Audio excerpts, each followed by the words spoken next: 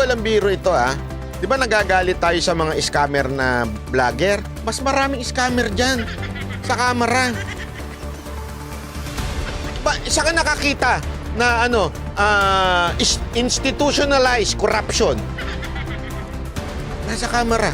Paano? Bismong sa bibig ni Secretary General, 5 million kada congressman. Tanungin mo, saan napunta yung 5 million? We are not entitled to explain it to you, Banat Bay. Hindi nila responsibilidad ipaliwanag sa inyo kung magkano ginagastos ng opisina nila. Isipin nyo mabuti yun Saan ka nakakita ng departamento o ahensya ng gobyerno pag binigyan sila ng pera, hindi sila kailangan magpaliwanag kung saan nila dinala yung pera? Yan ang institutional corruption. Talagang institusyon na